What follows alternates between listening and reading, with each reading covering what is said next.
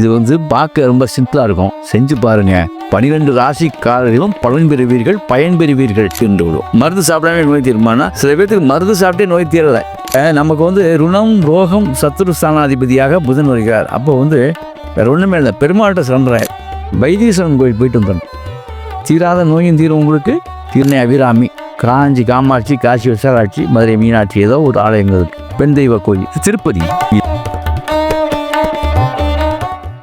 அற்புதம் ஆனந்தம் சேனல் நேயர்களுக்கு உங்கள் பிரபஞ்ச ஜோதிட ஆராய்ச்சியாளர் பாரம்பரிய சித்தவைக்கு அற்புதம் ஆனந்தம் மெய்யன்பர்களே. 12 ராசிகளுக்கும் எந்த நோய் வந்தாலுமே நீங்கள் பயப்பட வேண்டிய அவசியமில்லை.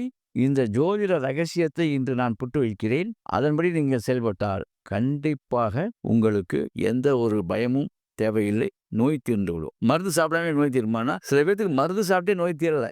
அப்ப இந்த 12 ராசிக்காரர்களுக்கும் தீராத நோய் தீர என்ன செய்வது? முதல் பாயிண்ட். ரெண்டாவது தீராத பிரச்சனை தீர என்ன செய்வது? தீராத நோய், தீராத பிரச்சனை, இது 2 தான் நமக்கு வாழ்க்கையில் இருக்கும்.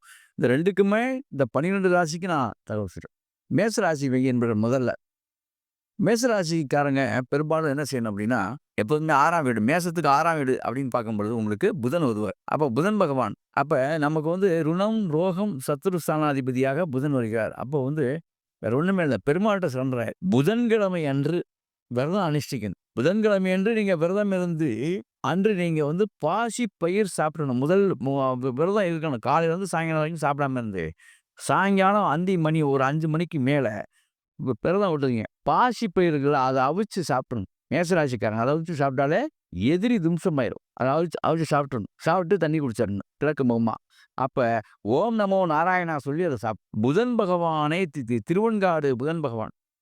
அதே மாதிரி விரதம் இருந்து நீங்க அனுப்பிச்சு திருவெண்காடு போயிட்டு வந்தா கலந்தீரும். மேசராசி என்பது திருவெண்காட்டுக்கு புதன்கிழமை அன்னைக்கு விரதம் இருந்து போயிட்டு வந்தால் கலந்தீரும். ரைட். இப்ப மேசராசி சொல்லிட்டேன். இப்ப ரிஷபராசி.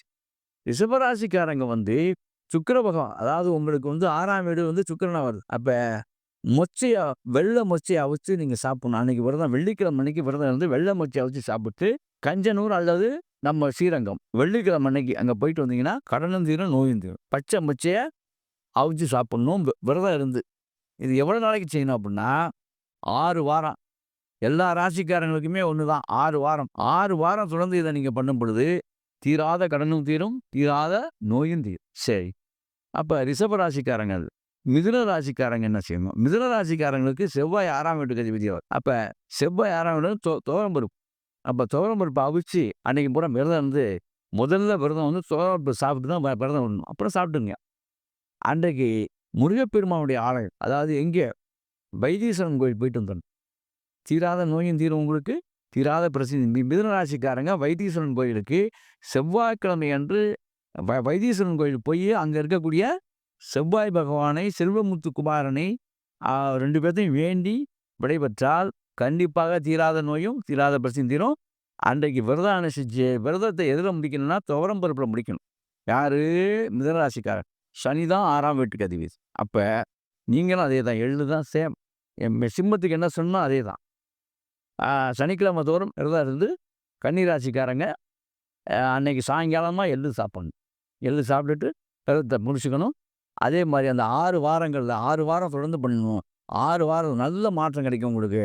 அதுக்கப்புறம் நீங்க திருநள்ளாறு போயிட்டு வந்துடுறது விசேஷம். இல்லை குச்சனூரும் போகலாம், தப்பு இல்லை. சரி.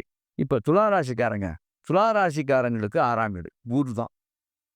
துலாவுக்கு 6 குரு. அப்ப அவங்க என்ன செய்யணும் அப்படின்னா கொண்டைக்கடலை. துளாராசிக்காரங்க கொண்டைக்கடலை வியாழக்கிழமை அன்று விரதம் அனுஷ்டிச்சு சாயங்காலம் கொண்டைக்கடலை சுண்டல், அந்த கொண்டைக்கடலை சுண்டல் சாப்பிட்டு விரதத்தை முடிச்சுக்கணும். அதுக்கப்புறம் ஏதாவது ஒரு வியாழக்கிழமை திருச்செந்தூரோ சுவாமி மலையோ போய் முருகப்பெருமானை வணங்கி வந்தால் கண்டிப்பாக பிரச்சனையிலிருந்து தீரலாம், கடன் தொழிலிருந்து நோயிலிருந்து தீரலாம். சரி. இப்போ விருச்சிக ராசி நியமம். விருச்சிக ராசிக்கு அவங்களே தான் பிரச்சனை, அவங்களே தான். அப்ப சுப்பிரமணிய பெருமாள் தான். பழனிக்கு போயிட்டு வர்றது மிகப்பெரிய விசேஷம். மேஷம்.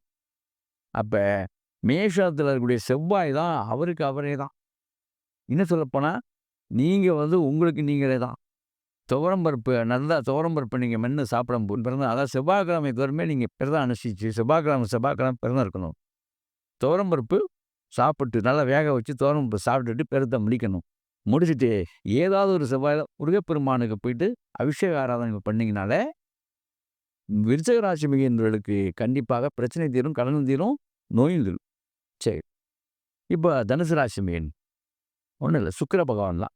தனுசு ராசிக்கு 6ஆம் வீடு சுக்கிரன் தான். ருணம், ரோகம், சத்ரு.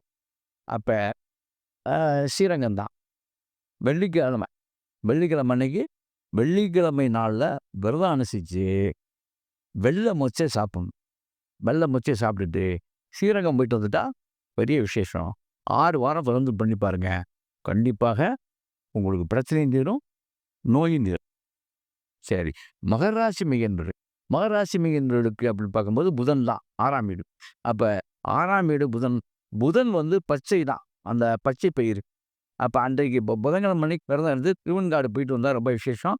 புதன்கிழமை அன்னைக்கு விரதம் அனுசரிச்சு யாரு மகர ராசி மிகுந்தவர்கள் புதன்கிழமை அன்னைக்கு விரதம் அனுசரிச்சு நீங்க வந்து அந்த பாசிப்பயிறு, பச்சைப்பயிறு, அந்த பச்சைப்பயிரை சாப்பிட்டு அன்னைக்கு சாயங்காலம் விரதத்தை முடிச்சுக்கணும். அந்த 6 வாரங்கள் தொடர்ந்து அது மாதிரி செய்யணும். அந்த 6 வாரத்துல 1 வாரம் திருவெண்காடு போயிட்டு வர்றது ரொம்ப ரொம்ப விசேஷம். இல்லாட்டி மதுரை மீனாட்சி அம்மன் கோயில் போறது அதை விட விசேஷம். சரி. அப்புறம் கும்பராசிக்காரங்க. கும்பராசிக்காரங்களுக்கு கடகம் தான் 6ஆம். அப்ப சந்திரன் தான் பகையாரு. அப்ப தாய் தோஷம். தாய்க்கு சேவை செய்யறது ரொம்ப சிறப்பு. தான் பெற்ற தாய்க்கு சேவை செய்தால் மிகப்பெரிய சிறப்பு. சரி இருக்கட்டும். அப்ப திங்கட்கிழமை அன்னைக்கு அரிசி சாப்பாடு அவ்வளோதான். சாதம் தான். அரிசியை வேக வச்சு அந்த அரிசி சாப்பாடை சாப்பிட்டு வெறும் சாப்பாடு தான் முதல்ல எடுத்தோன்னே. அதை சாப்பிட்டுட்டு விரதத்தை முடிச்சிடணும். திங்கட்கிழமை விரதம் இருக்கணும். யாரு? கும்பராசிக்காரன். திங்கள் தான் எதிரி. அப்ப திங்கட்கிழமை அன்னைக்கு விரதம் இருந்தீங்கன்னா உங்களுக்கு பிரச்சனை தீரும். அந்த கடைசியா சாயங்காலம் அரிசி சாப்பாடு சாப்பிட பிரச்சனை தீர்ந்து விடும். திங்கட்கிழமையில அரிசி சாதம் சாப்பிட பிரச்சனை தீரும். அதே மாதிரி நீங்க திங்கட்கிழமை அன்னைக்கு திங்களூர் போயிட்டு வந்தாலும் சந்திரனுடைய இடம் திங்களூர், தஞ்சாவூரை தாண்டி இருக்கு. அந்த கும்பகோணம் போகிற வழி. நீங்க திங்களூர் போயிட்டு வந்தீங்கன்னா ரொம்ப விசேஷம். அன்னை அபிராமி, காஞ்சி காமாட்சி, காசி விசாலாட்சி, மதுரை மீனாட்சி ஏதோ ஒரு ஆலயங்கள் இருக்கு. பெண் தெய்வ கோயில், திருப்பதி இதெல்லாம் விசேஷங்கள். அந்த 6 வாரத்துல 1 வாரம் இதை மாதிரி செய்யுங்க. கண்டிப்பாக கடன் தீரும். பிரச்சனை தீரும், நோய் தீரும். 6 வாரம் விரதம். அதாவது நீங்க பூரா விரதம் இருக்கிறது என்ன கிழமை? திங்கட்கிழமையில இருக்கணும். கும்பராசிக்காரங்க திங்கட்கிழமை விரதம் இருந்தாலே அதுவும் அரிசி சாப்பாடு சாப்பிட்டாலே சிறப்பு. நல்லது. அதே மாதிரி மீனராசி மிகுந்தவர்கள். மீனராசி மிகுந்தவர்களுக்கு சூரிய பகவான் தான் 6ஆம் வீடு உங்களுக்கு ருணம், ரோகம், சத்துரு சூரியனாக வருகிறார். அப்ப கோதுமை. அப்ப ஞாயிற்றுக்கிழமை பூரா சாப்பிடாம இருந்து சாயங்காலமா சூரிய மறைவின் போது பெருத்த விடணும். கோதுமையை அவிச்சு சாப்பிடணும். கோதுமை உப்புமா கூட சாப்பிடலாம், தப்பில்லை. அப்படி சாப்பிட்டுக்கு விரதத்தை முடிச்சோம். ஆனா அந்த 6 வாரத்துல சூரியனார் கோயில் ஆடுதுறை கும்பகோணம் பக்கத்துல இருக்கு. அங்க ஞாயிற்றுக்கிழமை அன்னைக்கு போயிட்டு விரதம் இருந்து போனீங்கன்னா ரொம்ப விசேஷம். ஞாயிற்றுக்கிழமை அது மாதிரி இருந்து இந்த அதிகமா நீங்க வந்து கோதுமை சம்பந்தப்பட்ட உணவுகளை சாப்பிட்டீங்கனாலே உங்களுக்கு பிரச்சனை தீரும். இதாங்க. இது வந்து பார்க்க ரொம்ப சிம்பிளா இருக்கும். செஞ்சு பாருங்க.